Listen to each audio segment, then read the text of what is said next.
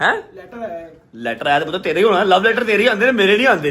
Love letter नहीं है, क्या है दिखाओ, पढ़ो, बिस्मिल्लाह करो, अल्लाह खैर करेगा इंशाल्लाह। ये एक नई FIR है कोई हैं?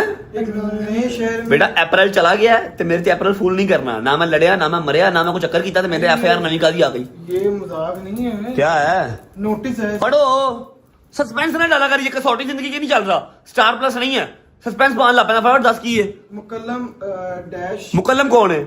कलम मुकल्लम, मेरा नाम रजब है। कौन मुकल्लम? मुकल्लम वो होता है जिसने आप पे नोटिस भिजवाया। अच्छा मुकल्लम भाई, ओके। क्या कह रहे हैं भाई?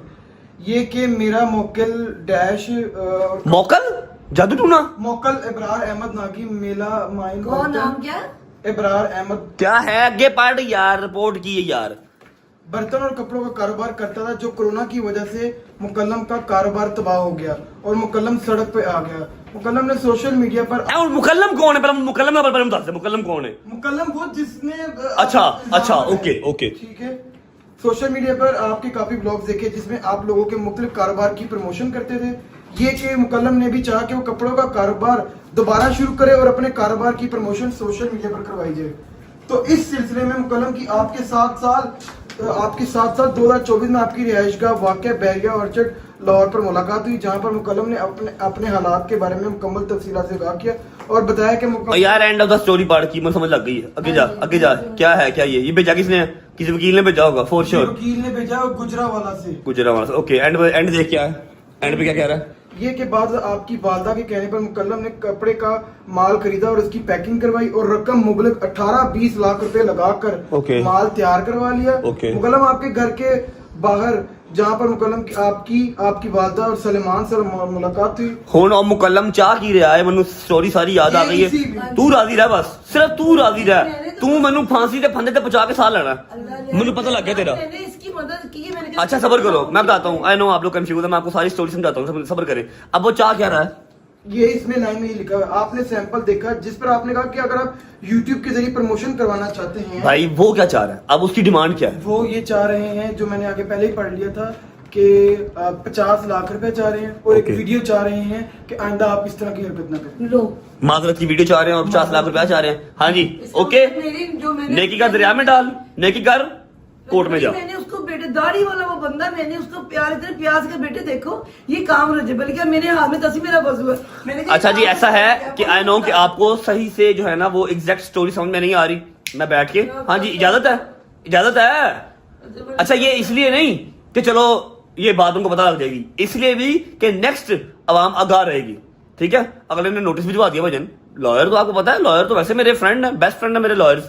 ठीक है, उन्होंने 10वीं नोटिस भेज दिया। मौला दी कसम दुख है मेरे हाथ तस्वीर मौला करा कर झूठ बोलवा जिस जिन्ना इस वजह मैं साथ देता ना, मेरा कोई नहीं। बहुत अच्छा करते हैं यूट्यूबर्स वो वाले जो अपने दरवाजे के बाहर किसी को बुलाने नहीं देते, आने नहीं देते, मिलते नहीं है, समझ लगी ना। एनी भी नेकी जी ना, अब वो वाला टाइम नहीं था कि आप दरवाजा खोल के बैठ जाओ, जो मर्जी आए नाश्ता करे। जो मैंने आपको कहा है मम्मा, अब टाइम पहले वाला नहीं रहा, मेरा थोड़ा सा ख्याल कर लो मम्मा, ना करो मम्मा, इतबार ना करो मम्मा, ना बुलाओ घर के अंदर। आपको मैंने कहा है, आपको पता ही नहीं चलता। आपको मैंने 1000 बार कहा है कि अब दरवाजा खोल के किसी को ना बिठाया करो, किसी को ना बुलाया करो। हाँ बाहर मिल लो, ठीक है, पानी पी लो, ओके ठीक है, कोई बात नहीं। दरवाजे के अंदर नहीं बुलाओ। अब सिर्फ रजा फैमिली नहीं आती, अब 100 दुश्मन ताक रखा होता है, बैठा होता है, वो भी आता है। इसने मुझे कहा मैं लुटा गया, मैं मारा गया, मैंने कहा बेटे चलो खैर। अच्छा जी सलमान को फोन पकड़ाते हैं और आपके जहन में जो 100 सवाल 100 जवाब चल रहे हैं ना, मैं आपको स्टोरी क्लियर कर देता हूँ कि ये नोटिस किस लिया है, क्या ये बला क्या और गुजरावाले से क्यों आया। मैं आपको अभी सारी स्टोरी क्लियर कर देता हूँ, बाकी फैसला आपके हाथ में है। नोटिस वकीलों को 50 लाख के हारे के पीछे नहीं लगते, पहले सुन ले यार। वकील का तो काम है, उसने तो अपना काम करना है, उसने अपनी रोजी रोटी कमानी। मेरी बात क्या फजूल बात करी जा रहे हो मामा जी? पता लगा आपको बात का? वकील का काम है उसने अपने कस्टमर का मौकफ सुनना है और उसका काम करना है। मेरे पास क्यों आएगा वकील? मैं कभी गया ही नहीं किसी पे केस करवाने। मैं आपको सारी स्टोरी समझा देता हूँ, फिर फैसला आपके हाथ में है, जो आपका दिल करे आप समझ लीजिएगा। सलमान साहब फोन तो पकड़ो, स्टोरी सुनानी पड़ेगी, मजबूरी बन गई। बिस्मिल्लाहिर्रहमानिर्रहीम, अल्लाहुम्मा सल्ली अला मुहम्मद व आले मुहम्मद। झूठे पे खुदा की लानत हो, जो सच के अलावा एक लफ्ज इधर या उधर करे, रब की जात उसके ऊपर अपना कहर नाज़िल करे। अच्छा जी, मुझे अभी एक नोटिस आता है, सैयद है जिन्होंने भेजा है, वो तो वकील है, उनका काम है, उनका कोई इशू नहीं है। ये नोटिस मैंने सारा पढ़ लिया, ठीक है, मुझे पता लग गया क्या सारा हिसाब किताब है। ये देखो जी, ये नोटिस, ठीक है। अब मैं आपको इसकी साइड स्टोरी बताता हूं और इस नोटिस के आने की वजह बताता हूं। 2024 में मेरे घर पे जान चुप खामोश।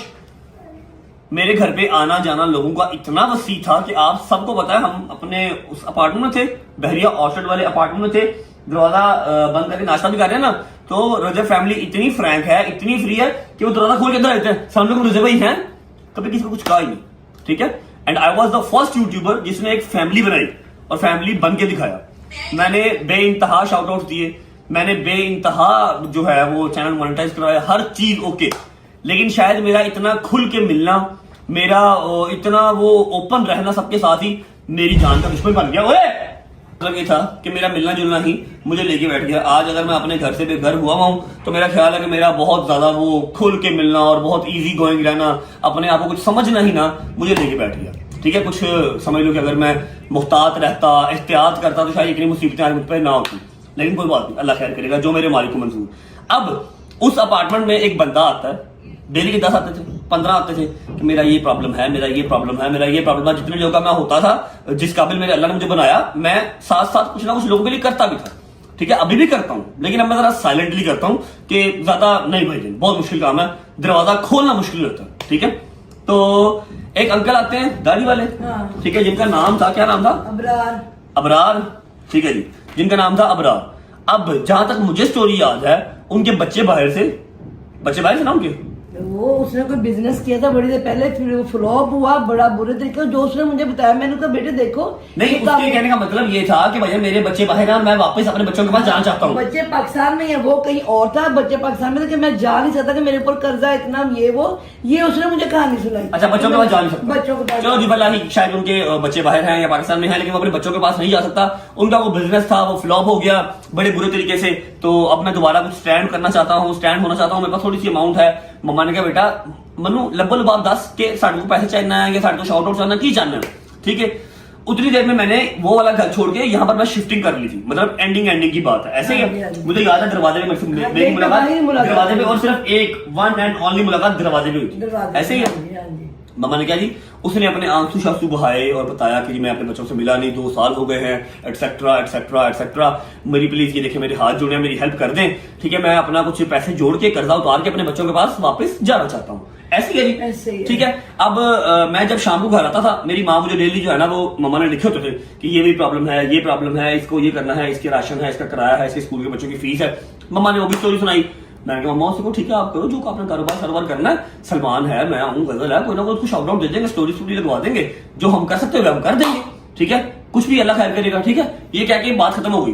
15 दिन 20 दिन 1 महीना इस बात को गुजर गया, मैं कब का वो सीन भूल गया हूँ। उसके बाद 2000 केसेस और आ गए हैं, मैं और स्यापों में फंस गया, वो काम मैं भूल गया हूँ, ठीक है।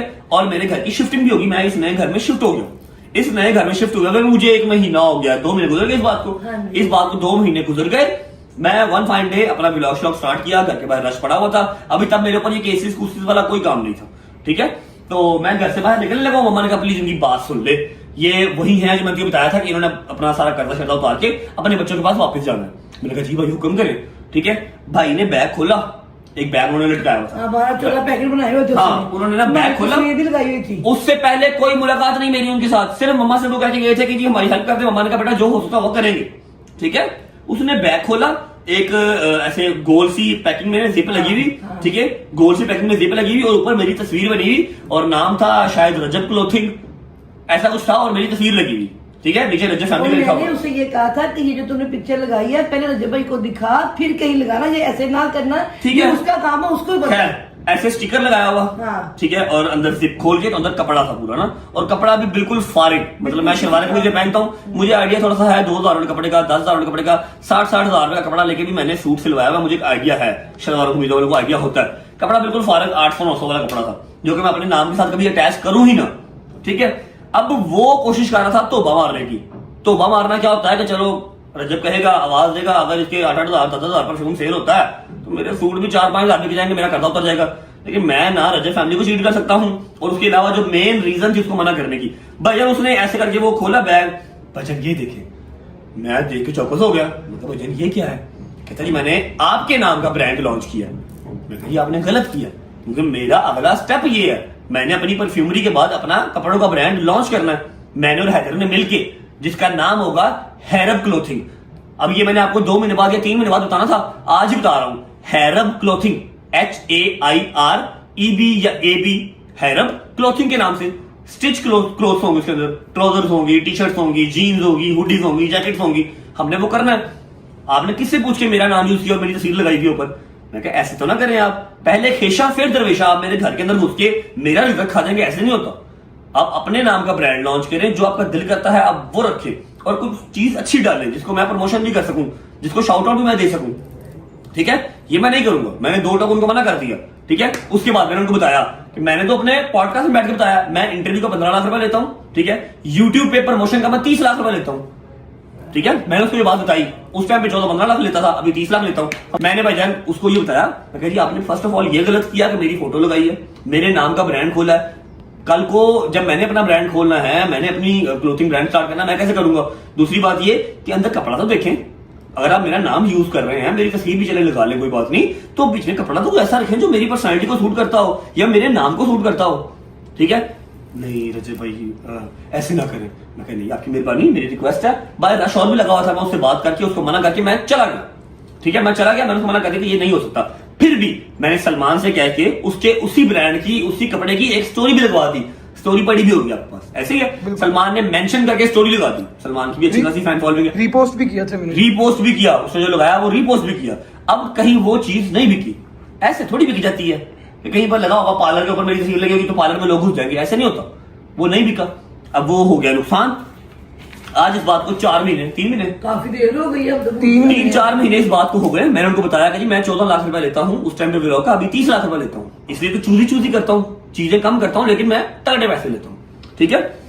तो अब उस भाईजान ने मुझे नोटिस भेज दिया कि इन्होंने मुझे कहा कि व्लॉग में मैं 18 लाख लेता हूं, 14 लाख लेता हूं, ठीक है? और वकील साहब ने नोटिस भेज दिया। अब वो डिमांड कर रहे हैं करीब करो 50 लाख रुपए की, 50 लाख रुपए दें। हालांकि 12-13 लाख रुपए का इन्होंने कपड़ा शपड़ा बनवाया था, फिर प्रिंटिंग करवाई।